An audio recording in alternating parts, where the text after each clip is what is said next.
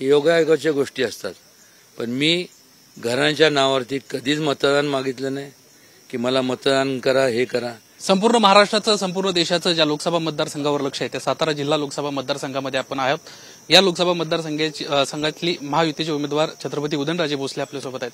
Sir, या निवडणुकीमध्ये आपण निवडणुकीला सामोरं जाताना कोणकोणते मुद्दे घेऊन जात आहात? जिल्ह्यामध्ये आम्ही फिरत असताना साधारणपणे महागाई असेल, बेकारी असेल, हे मुद्दे प्रामुख्याने जाणवत आहेत. एक लक्षात घ्या, पहिल्यापासून जेव्हा मी एकतर राजकारणात असून कधी राजकारण केलं तर लोकांच्या हिताचं समाजकारण केलं. आणि समाजकारणाला जेव्हा मी सुरुवात केली 31-32 वर्षापूर्वी, त्यावेळेस पासून आजपर्यंत डेव्हलपमेंट, विकास ह्याच्यावरच फोकस ठेवला आणि तेच मुद्दे घेऊन आम्ही लोकांच्या समोर जात आहोत. तुमचे पूर्वीचे पक्षाचे जे प्रमुख आहेत ते सातत्याने जिल्ह्यात येत आहेत, सातत्यानं सभा घेत आहेत. काय म्हणायचं या निमित्तानं?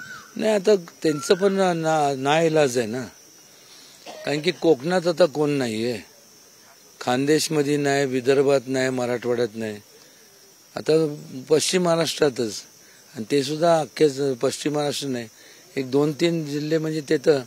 त्यामुळे त्यांना भरपूर वेळ त्यांच्याकडे असल्यामुळं ते त्यांनी आता माझ्या ह्याच्यात तर 4 त्यांनी सभा दिल्यात. शेवटी व्यक्ती स्वातंत्र्य 4 काय 40, आता भरपूर वेळ आहे म्हणल्यानंतर कोपर सभा घ्यायच्या तर त्या सुद्धा ते घेऊ शकतात. साधारणपणे किती यावेळेला लीड भेटेल? महायुतीत प्रत्येक वेळेला उदयनराजेंचं लीड हे प्रामुख्याने चर्चेचा विषय आहे. मला वाटतं समोरच्याचं डिपॉझिट जप्त होईल. मी काय म्हणजे ओव्हर कॉन्फिडन्सनी बोलत नाही, पण लोकांनी ठरवायचं तुम्हाला शिष्टाचारच्या बाजूनी तुम्हाला जायचंय का भ्रष्टाचारच्या बाजूनी जायचंय. आणि मला वाटतं ज्यावेळेस आपण विकासाच्या, डेव्हलपमेंटच्या ज्यावेळेस जेव्हा चर्चा होती त्यावेळेस जिथं स्टेबिलिटी आहे तिकडंच लोकांचा कौल असतो. अनस्टेबिलिटी जी आज त्यांच्या महाविकास आघाडीमध्ये पाहायला मिळते. एक तर त्यांचा प्राईम मिनिस्टर कॅन्डिडेट नाही त्यांनी अजून केला, त्याच्यावरनं वादविवाद तर त्यांचे एवढे होतात आहे. प्राईम मिनिस्टर त्यांचा तर कधी होणारच नाही, पण त्याच्यावर त्यांचं एवढं अस्थिरता, एवढं इन्स्टेबिलिटी आहे. त्यामुळे नियोजन काय नाही, नियोजनचा अभाव असल्यामुळं कुठलाही प्रोग्रेस नाही. प्रोग्रेस नसल्यामुळं प्रगती तर लांबच राहिली, अधोगती दिशेने जात असलेलं ही महाविकास आघाडी आहे. साताऱ्यात फिरताना प्रामुख्याने एक गोष्ट जाणवली, साताऱ्यात मान गादीला मत गादीला अशा पद्धतीची एक भूमिका लोकांची पाहायला मिळते. कोल्हापुरात मात्र वेगळं चित्र आहे. कोल्हापुरामध्ये मला एक समजून घ्या, आपण आता म्हणजे ह्या पृथ्वीवरती एकमेव असा एक राजा होऊन गेला ज्यांचं नाव छत्रपती शिवाजी महाराज होतं. त्यांनी त्यावेळेस जी संकल्पना मांडली की लोकांचा सहभाग हा राज्यकारभारामध्ये असला पाहिजे. म्हणजे थोडक्यात छत्रपती शिवाजी महाराज हे लोकशाहीचे जनक होते आणि त्यामुळं आज आपण लोकशाहीत आपण वावरतो. लोकशाही आम्ही मान्य केलेली आहे. त्यामुळं मागच्या जन्मी माझ्याकडनं थोडंसं किंचित माझ्याकडनं पुण्यकाम झालं असावं म्हणून एवढ्या मोठ्या घराण्यात जन्माला माझा योग आला. हे योगायोगाच्या गोष्टी असतात. पण मी घरांच्या नावावरती कधीच मतदान मागितलं नाही की मला मतदान करा, हे करा. मी जे काय केलं, जे माझे काम केले, मार्गी लावले, लोकांच्या बरोबर जे संबंध जोडले, लोक जोडले आणि त्याच्यातनं मला मतदान होतं. मी असं काय वेगळा आगळा नाही आहे. म्हणजे मी सुद्धा एक स्वतःला लोकशाहीमधला एक सामान्य माणूस या नात्यानेच मी वावरत असतो. हे आवर्जून या ठिकाणी मला सांगावं असं वाटतं. मधल्या काळामध्ये आरक्षणाची लढाई राज्यभरामध्ये मोठ्या प्रमाणात तीव्र होती. अशा वेळी तुमचं मत प्रामुख्याने विचारात घेतलं जायचं. अनेक वेळा तुमच्याकडे सल्लामसलत होत होती.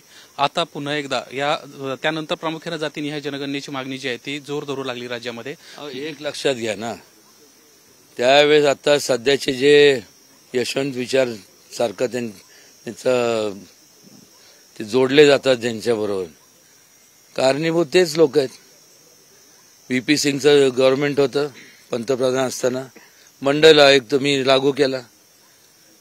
त्याच्यात काय झालं की त्यात मंडल आयोगचं काय, हे इकॉनॉमिकली बॅकवर्ड क्लास, ह्यांनी काय केलं, त्याचं इंटरप्रिटेशन काय केलं, फक्त बॅकवर्ड क्लाससाठी. आर्थिकदृष्ट्या दुर्बळ, मग कुठल्याही जाती जमातीतला असला त्याला लागू करायला हवं होतं. म्हणजे तिथं तुम्ही तेढ निर्माण केला, लोकांमध्ये वादावादी निर्माण करली, व्यक्ती केंद्रित तुम्ही झाला, तुम्हाला मतं पाहिजे होते म्हणून तुम्ही हे केलं. त्यानंतर तेवढ्यावर थांबले नाही. 23 मार्च 94चा जो GR आहे, GR पण नाही, नोटिफिकेशन काढलं आणि आरक्षण देऊन टाकलं. आज मला सांगा, तुम्हाला नेमकं काय करायचंय? छत्रपती शिवाजी महाराजांनी सर्व धर्म आणि समभाव समतेचा विचार दिला. या देशाला अखंड, देश कसा अखंड राहील ह्याचा विचार केला. हे लोक आता एवढे व्यक्ती केंद्रित झाले, त्यांना काय घेणं देणं नाही. देशाचे तुकडे हो, नाही तर देशाची वाट लागो. माझं काय जेवढं पुरतं माझे व्यक्ती केंद्रित झालेले आहेत. आज मला सांगा की ह्या लोकांच्या ह्याच्यामुळं आज वेगवेगळ्या जातीमध्ये दरार निर्माण झाली आहे. रिझर्वेशनचे ओबीसी संघटना, मराठा संघटना, ही संघटना, ती संघटना, हे पहिलं कधी आपण पाहिलं नाही. हे निर्माण केलं ह्या लोकांनी अशा लोकांना लांब ठेवलं पाहिजे, हद्दपार केलं पाहिजे. आणि दर 10 वर्षानंतर जाती न्याय जनगणना जी व्हायला पाहिजे ती झालेली नाहीये. 20 वर्ष होऊन गेले. तर एवढं सगळं हे करण्यापेक्षा एक जाती न्याय तुम्ही जनगणना करा. ज्या जातीचं जेवढं पॉप्युलेशन त्याप्रमाणे देऊन टाका. संविधानात तेच लिहिलंय ना, का नाही? एवढं सोपं असताना एवढं त्याचा भाव करण्याचं आणि त्याच्यावरती म्हणजे काय, मला तर काय आपल्या बुद्धीच्या बाहेर. शरद पवार एकंदरीतच ह्या सगळ्या आत्ताच्या राजकारणामध्ये ज्या पद्धतीनं आरक्षणाची आणि जातीजातींमध्ये विभागणी झाली, याला जबाबदार मला कशाला विचारताय? तुम्ही बघा ना, थोडंसं तुम्ही विचार करा. लोकांना म्हणजे त्या इतिहासात म्हणजे मागं जर डोकावून पहा ना, तुम्हाला आपोआप सगळ्यांना उत्तर मिळेल. उद्धव ठाकरे म्हणतायत सध्याचं सरकार हे गजनी सरकार आहे. मोदींना 2014ला असेल, 2019ला असेल, जी आश्वासनं दिली ते सगळी विसरून गेली.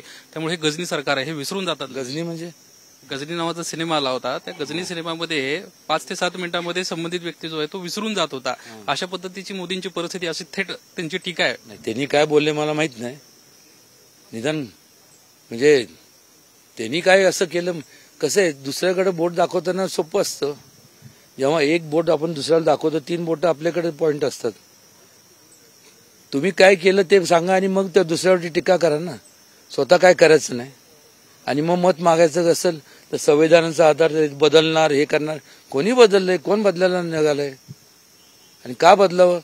आज आपलं जे कॉन्स्टिट्यूशन आहे, ज्याला आपण संविधान म्हणतो, जगाच्या पाठीवरती जेवढे वेगवेगळ्या देशाचे संविधान जर पाहिलं तर त्यात सगळ्यात जास्त आणि बारकावे आणि जे विचारात घेऊन जर कुठलं संविधान तयार करणार तर ते आपल्या देशाचं संविधान आहे. आणि का बदलू का मधाचं? त्या संविधानाचं पार म्हणजे नरडा कापण्याचं काम जर कोणी केलं तर काँग्रेसने केलं. त्यावेळेस तुम्ही आश्वासने दिले, गरिबी हटाव, देश बचाव, जय जवान जय किसान, त्याच्यावर अंमलबजावणी झाली. लोक पेटून उठले, ठिकठिकाणून विरोध चालू झाला. आणि ते दाबण्याकरता मग त्यांनी इंदिराजींनी त्या काळात एमर्जन्सी लागू केली. कुठला आजार होता एमर्जन्सी लागू करायला? असं काय घडलं काय? त्यावेळेस लोकांचं म्हणणं होतं की तुम्ही तुमच्याकडनं काय होत नाही, तुम्ही बाजूला व्हा आणि जे करतील आमच्यासाठी, आम्हाला जे न्याय देतील त्या लोकांना आम्हाला त्यांना सत्तेत येऊ द्या. झालं ना तसंच का नाही? तुम्ही आता संविधानाचा मुद्दा मांडला. खरं तर भाजपमधलेच अनेक खासदार सध्या संविधानामध्ये बदल करायचा आहे, त्यामुळे 400 पारचा नारा देताना पाहिलं. बस तुम्ही काहीतरी हे तुम्ही लोकांना त्याचा भाव करताय. म्हणजे काय करणार मला सांगा ना, काय बद्दल कोण? तेच सांगतोय ना. आता सगळीकडे जाऊन हे सांगतात की बघा आता हे बनणार तुमच्या, काही त्यांच्याकडे आता लोकांसमोर जाऊन मत मागण्याचं कुठलं हे नाही, काय त्याला म्हणतात, मुद्दे नाहीयेत. विकास कामं काय केली नाहीत. आणि दुसरं म्हणजे तुमचं हे विकास कामं काय केली नाही. मग लोकांपुढे जायचं, मतं कशा कुठल्या जोरावरती मागायचे? तर मग बघा ते संविधान बदलतील आणि तुमचं जे आरक्षण आहे ना ते तर तुमचं हक्क निघून काढून देईल. कोणी तसं काय करणार नाही. हे काहीतरी आपलं काहीतरी स्वतःचं नाकारतेपणा आणि स्वतःचं कमकुवतपणा दडवण्याकरता हे सगळं चाललंय. शेवटचा प्रश्न, यशवंतराव चव्हाणांच्या पुरस्कारासंदर्भात, भारतरत्न संदर्भात तुम्ही नुकतंच वक्तव्य केलं होतं. अजूनही यांना मिळणार. तुम्ही काळजी करू नका. माझं मोदींशी बोलणं झालंय. त्याची बॉडी असती आणि हे झाल्यानंतर केंद्रात दिल्लीला गेल्यानंतर त्यांच्याशी बसून संपूर्ण ते प्रस्ताव त्यांचं निश्चित द्यावा लागतो आणि ते होऊन जाईल. ह्यांना जर मला सांगा 2 नंबरचा जो पुरस्कार आहे म्हणजे तो आहे आपला पद्मविभूषण आणि मग त्यानंतर पद्मभूषण. त्यांना जर पद्मविभूषण तर ह्यांना भारतरत्न आम्ही देणार. तिथं पण हे मग तुम्हाला आत्ताच का सुचलं? मला सुचलं कारण की मोदीजी सातारा जिल्ह्यात आले आणि ते सुद्धा यशवंतराव चव्हाणांच्या कर्मभूमीत झाले. आम्हाला सुचलं तरी तुम्हाला सुचलं का? मानस पित्याबद्दल काय सुचलं का? नाही सुचलं.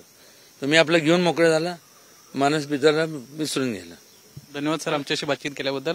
आपण पाहतोय पंतप्रधान नरेंद्र मोदी यांच्यासोबत माझं भारतरत्न देण्यासंदर्भात यशवंतराव चव्हाणांना बोलणं झालेलं आहे आणि लवकरच भारतरत्न जो आहे तो यशवंतराव चव्हाणांना दिला जाईल अशा पद्धतीची प्रतिक्रिया छत्रपती उदयनराजे भोसले यांना एबीपी माझाशी बोलताना दिली आहे. कॅमेरामन अरविंद वारगेसह निलेश बुदावले, एबीपी माझा, सातारा. एबीपी माझा, उघडा डोळे बघा नीट.